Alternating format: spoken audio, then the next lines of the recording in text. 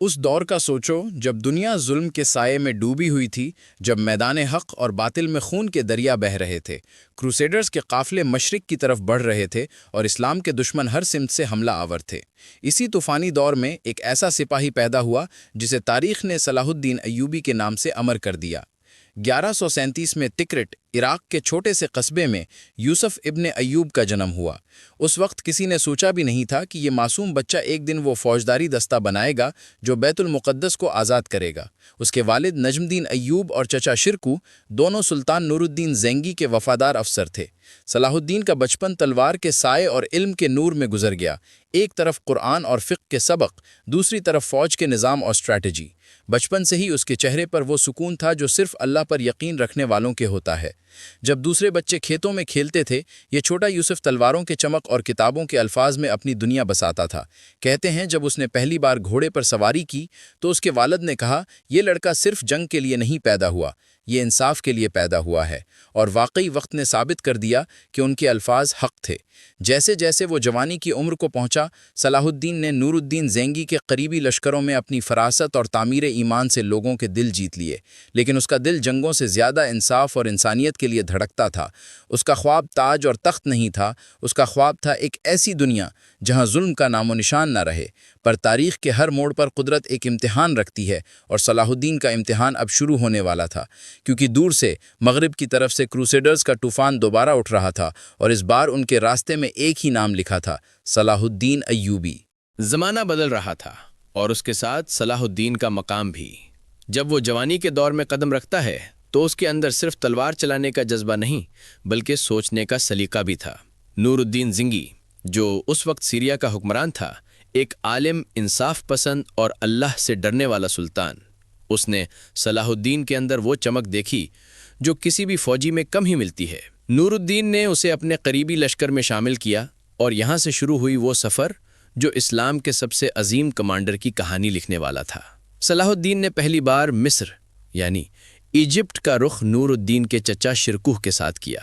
Egypt اس وقت فاطمید خلافت کے نیچے تھا، جہاں سیاست اور دھوکہ دونوں برابر کے طاقتور تھے۔ شاید دنیا کے لیے یہ صرف ایک جنگ تھی، لیکن صلاح الدین کے لیے یہ اس کے ایمان اور خود پر یقین کا سب سے بڑا امتحان۔ کہیں پوائزن، کہیں بٹریل، کہیں سلطنت کے اندر شقاق، لیکن یہ جوان کمانڈر ہر قدم پر صبر اور حکمت سے آگے بڑھتا گیا۔ اس نے جنگوں میں صرف تلوار نہیں چلائی بلکہ اخلاق کا پیغام بھی دیا۔ اس کا طریقہ اوروں سے الگ تھا، وہ دشمن کو مار کر نہیں، جیت کر زندہ چھوڑتا تھا تاکہ انصاف کا پیغام سب تک پہنچے۔ نور الدین زنگی نے جب دیکھا کہ صلاح الدین نے مصر میں فاطمید خلیفہ کے ظلم کا خاتمہ کر کے مسلمانوں کے درمیان اخلاص کا نظام قائم کر دیا ہے، تو اس نے دل سے کہا، یہ میری فوج کا سردار نہیں، میری دعاؤں کا جواب ہے۔ 1169 میں صلاح الدین کو مصر کا وزیر بنا دیا گیا، اور کچھ ہی سال میں اس نے فاطمید خلافت کو ختم کر کے ایک نیا دور شروع کر دیا، سنی اسلام کا دور۔ لیکن اس قدرتی مقام کے باوجود اس کا دل کبھی غمنڈ سے نہیں بھرا۔ جب لوگ اس کے قریب آتے تو وہ کہتا، میں صرف اللہ کا بندہ ہوں، سلطان یا ملک ہونے کا فخر نہیں۔ اس کے باوجود دشمن چین سے نہیں بیٹھے تھے۔ کروسیڈرز پھر سے تیاری کر رہے تھے، اور یورپ کے گرجا گھروں میں صلاح الدین کا نام ڈر اور غصہ دونوں کا سبب بن گیا تھا۔ نور الدین زنگی کی وفات کے بعد صلاح الدین پر ذمہ داریوں کا بوجھ ایسے آیا جیسے آسمان اس کے کندھوں پر گر گیا ہو، لیکن اس نے صرف ایک راستہ چنا: صبر، ایمان اور جہاد کا۔ کہانی اب اس موڑ پر تھی جہاں ایک وزیر سے سلطان تک کا سفر لکھا جا رہا تھا، اور ہر سفر کی طرح اس کے پیچھے بھی ایک قیمت چھپی تھی: خون، آنسو اور یقین کی قیمت۔ دنیا جانتی تھی کہ ایک طوفان اٹھ رہا ہے، اور اس طوفان کا نام تھا سلطان صلاح الدین ایوبی۔ زمانہ بدل چکا تھا، لیکن دشمن کا ارادہ اب بھی وہی تھا: اسلام کے دل پر حملہ۔ 1170 کا دور تھا جب کروسیڈرز کا طوفان پھر سے اٹھا، اور ان کا مقصود تھا بیت المقدس یعنی یروشلم۔ مغرب کے قصبوں سے لے کے مشرق کے میدانوں تک ان کا نعرہ تھا دیوز ولٹ، گاڈ ولز اٹ۔ اور اس وقت مسلمانوں کے بیچ سے ایک آواز اٹھی، ایک آواز جو نہ صرف جنگ کے لیے بلکہ انصاف کے لیے تھی۔ وہ آواز تھی صلاح الدین ایوبی کی۔ اس نے اپنی حکومت کو صرف تخت پر نہیں، لوگوں کے دلوں پر قائم کیا۔ سیریا اور ایجپٹ کو ملا کر اس نے ایک ایسا اتحاد پیدا کیا جو دوسری قوتوں کو ہلا گیا۔ اس کا ایمان، اس کی فراست اور اس کا جذبہ، سب کچھ ایک نئی مثال بن گیا۔ وہ سلطان تھا لیکن اس کا زندگی کا نظام ایک درویش جیسا تھا، مٹی پر سوتا، خود کھانا کم کھاتا، لیکن فوجیوں کے لیے سب کچھ دیتا۔ وہ کہتا تھا، سلطان وہ نہیں جو تاج پہنے، بلکہ وہ ہے جو اپنے لوگوں کا درد محسوس کرے۔ اس کے لشکر کا ہر سپاہی اس سے محبت کرتا اور ہر دشمن اس کے انصاف کا قائل تھا۔ لیکن دشمن مضبوط تھا، اور سب سے بڑا نام تھا کنگ گائے آف لوسگنین اور رینلڈ آف چیٹیون، جو مشرق میں ظلم اور خون کا بازار گرم کیے ہوئے تھے۔ رینلڈ نے تو حتیٰ کہ حج کرنے والوں کے قافلوں پر حملہ کر کے انہیں مار کر پانی میں ڈبا دیا۔ یہ صلاح الدین کے لیے صرف جنگ نہیں، عقیدے کی توہین تھی۔ اس نے کہا، اب جنگ ضرور ہوگی، لیکن یہ جنگ ختم ہونے پر دنیا یاد رکھے گی کہ انصاف کیا ہوتا ہے۔ پھر آیا 1187 کا سال، بیٹل آف ہیٹن۔ سورج کی تپش، ریت کا طوفان اور فوجیوں کے پسینے میں لکھا گیا وہ منظر جہاں صلاح الدین نے اپنے لشکر کے ساتھ کروسیڈرز کو ایسے گھیرا کے رکھ دیا جیسے قسمت نے ان کے گرد دائرہ بنا دیا ہو۔ وہ ان کے پانی کے راستے کاٹ چکا تھا اور ایک دن کے اندر پوری فوج تشنگی سے ٹوٹ گئی۔ جب کنگ گائے اور رینالڈ صلاح الدین کے سامنے لائے گئے تو سب کا دل دھڑک رہا تھا، کیا اب سلطان انہیں قتل کرے گا؟ لیکن یہ تھا وہ مقام جہاں تاریخ نے انصاف دیکھا، انتقام نہیں۔ صلاح الدین نے گائے کو پانی دیا اور رینلڈ سے کہا، میں کبھی وعدہ توڑا نہیں کرتا، لیکن جس نے اللہ کے دوستوں کو مارا اس کے لیے کوئی معافی نہیں۔ اس کے بعد اس نے رینلڈ کا سر تلوار سے الگ کر دیا۔ وہ سین صرف خون کا نہیں تھا، وہ دشمنی اور انصاف کے درمیان کا فرق تھا، اور اس دن مسلمانوں کا جذبہ آسمان کو چھو گیا۔ صلاح الدین نے اپنی فوج کو کہا، اب وقت ہے بیت المقدس کا آزاد کرنے کا۔ پھر 2 اکتوبر 1187، وہ دن جسے تاریخ نے سنہرے حرف میں لکھا، صلاح الدین ایوبی نے جیروسلم میں گھس کر اسے آزاد کر لیا، بنا لاکھوں خون بہائے۔ جب اس نے دیکھا کہ کروسیڈرز کے عورت اور بچے ڈر کے مارے رو رہے ہیں، اس نے کہا، انہیں امن دیا جائے کیونکہ ہمارا مذہب ظلم نہیں سکھاتا۔ یہ وہ پل تھا جب انصاف نے جنگ پر فتح حاصل کی۔ جب یورپ تک خبر پہنچی تو گرجا گھروں کے گھنٹوں میں غم بجا اور صلاح الدین دا نام دشمنوں کے دلوں میں بھی عزت سے لیا گیا۔ اس وقت کے کرسچن ہسٹورین لکھتے ہیں، "We have not seen a more merciful conqueror than Saladin." یہی صلاح الدین کی اصلی جیت تھی، صرف زمین نہیں، انسانیت کی روح کو جیتنا۔ لیکن اس کامیابی کے پیچھے بھی اندر ایک تنہا سلطان تھا جس کا دل کبھی سکون نہیں پاتا تھا۔ اس کے دل میں ہر وقت یہ سوال گونجتا تھا، کیا انصاف کبھی مکمل ہوتا ہے؟ جب دنیا اس کے نام کے نعرہ لگاتی، وہ راتوں کو سجدے میں رویا کرتا۔ کہتے ہیں اس کے دل میں ایک محبوبہ تھی، لیکن اس نے اپنی محبت بھی اللہ کے راستے میں قربان کر دی۔ اس کا دل جنگوں کے درد سے زیادہ امت کے دکھ سے بھرا تھا۔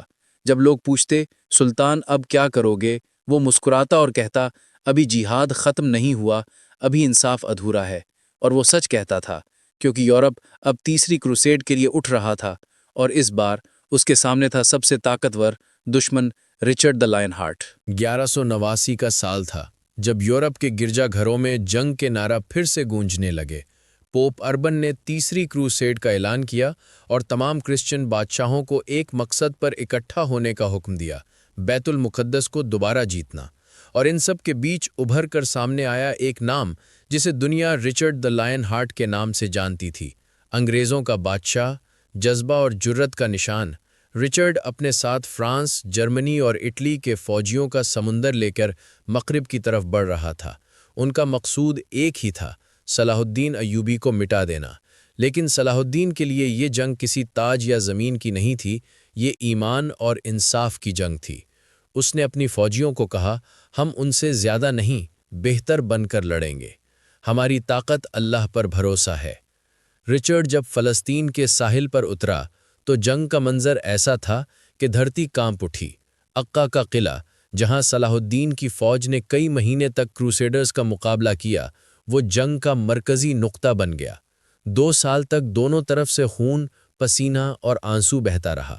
رچرڈ کی فوج ماڈرن ویپن سے لیس تھی، لیکن صلاح الدین کے پاس وہ جذبہ تھا جو کسی لوہے سے نہیں مٹ سکتا تھا۔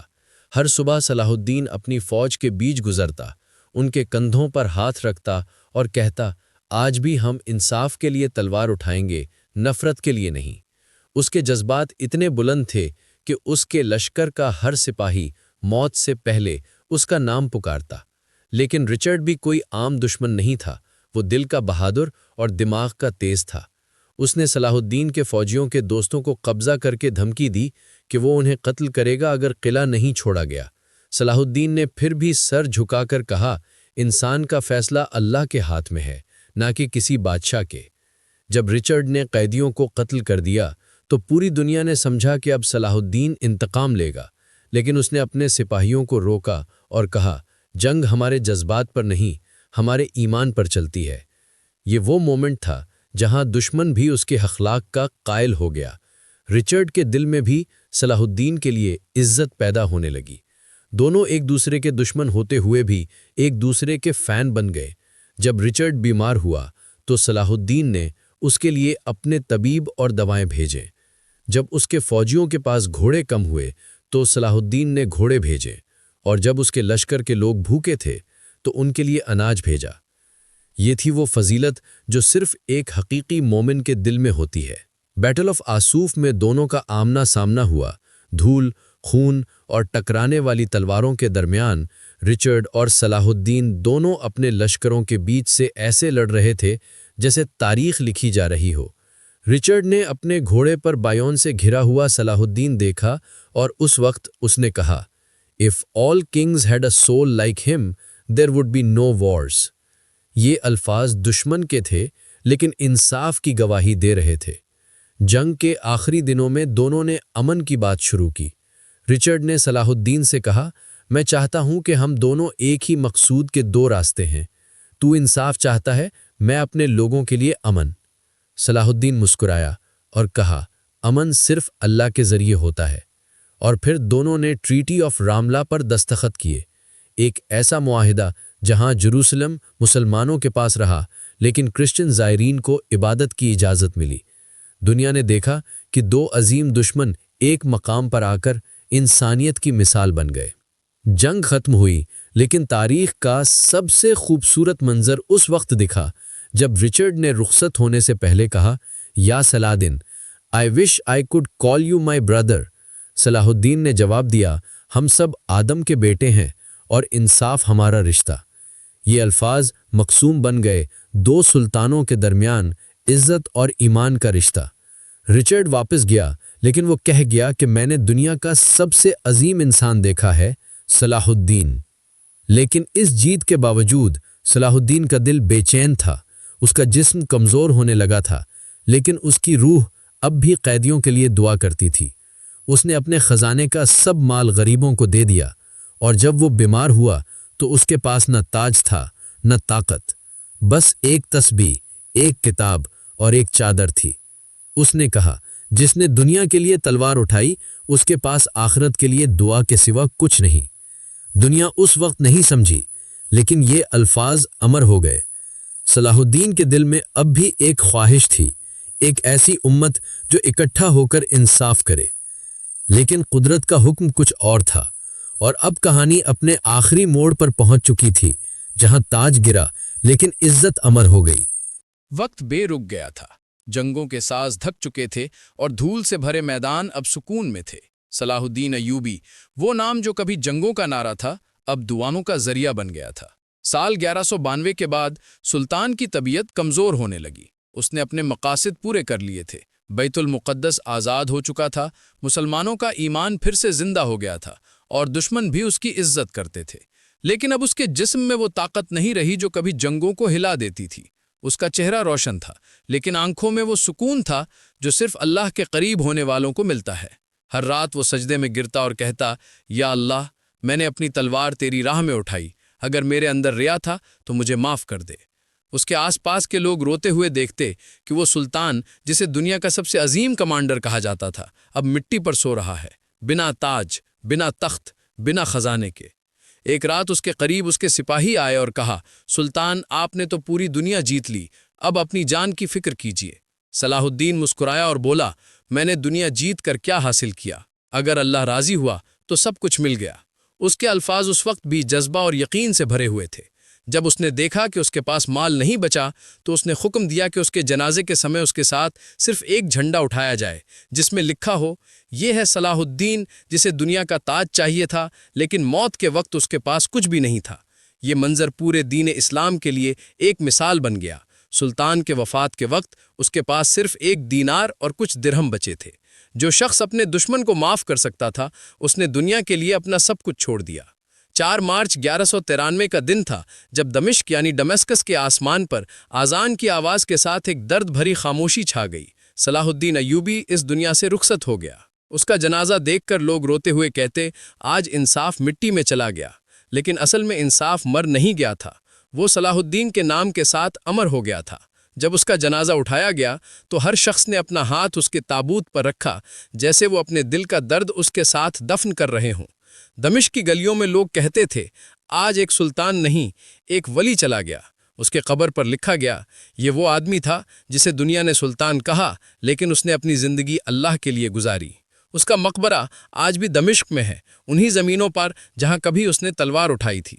लेकिन सलाहुद्दीन की कहानी वहीं ख़त्म नहीं होती। उसके बाद की सदियों में जब भी जुल्म बढ़ता, लोग कहते, काश आज सलाहुद्दीन होता। उसका नाम एक जज्बा बन गया, एक दुआ बन गया। जिस तरह से उसने बैतुल मुक़द्दस को आज़ाद करवाया, उसी तरह से उसने मुसलमानों के दिलों को भी जंजीरों से आज़ाद कर दिया। यूरोप के लिखारी, क्रिश्चियन हिस्टोरियंस सब ने लिखा, सैलाडिन was the mirror of mercy, the king of justice and the sword of faith. और ये सच था, क्योंकि उसने अपनी ज़िंदगी सिर्फ जंगों में नहीं, इंसाफ में गुजारी। उसने दुनिया को सिखाया कि ताकत सिर्फ तलवार से नहीं, खुलूस और ईमान से होती है। आज जब हम दुनिया के हालात देखते हैं तो लगता है कि सलाहुद्दीन सिर्फ एक नाम नहीं था, वो एक सोच थी, एक रूह थी जो अब भी जिंदा है। हर फौजी, हर जवान, हर इंसाफ पसंद इंसान के अंदर उसकी एक झलक मौजूद है। उसने कहा था, जो लोग सोचते हैं कि इंसाफ से दुनिया नहीं चलती, उन्हें मैं अपनी ज़िंदगी का सबूत देता हूँ। और वाकई उसकी ज़िंदगी एक सबूत थी। जब उसका नाम लिया जाता है तो फ़िज़ाओं में एक जज्बा उठता है, एक रूहानी ताकत महसूस होती है। और जब लोग उसकी कब्र पर जाकर दुआ करते हैं तो लगता है जैसे वो अब भी कहता है, उठो, जिंदा रहो और हक के लिए लड़ो। सुल्तान सलाहुद्दीन अय्यूबी चला गया, लेकिन उसका असर आज तक जिंदा है। हर जंग में, हर जुल्म के खिलाफ आवाज़ में, हर दिल में जो इंसाफ चाहता है, वो सलाहुद्दीन का जज्बा है। और यही है उसकी असल विरासत, ना किले ना खजाने, बल्कि ईमान और इंसाफ का दौर जो क़यामत तक रहेगा। अगर आपको ये कहानी दिल से महसूस हुई तो अगली वीडियो में हम देखेंगे कि सलाहुद्दीन के बाद इस्लामी दुनिया किस मोड़ पर गई और क्यों वो इत्तेहाद फिर कभी वापस ना आया। इस कहानी का अगला सफ़ा आपको हैरान भी करेगा और इंस्पायर भी। क्लिक कीजिए नेक्स्ट वीडियो पर, after Salahuddin, the broken unity of the Muslim world.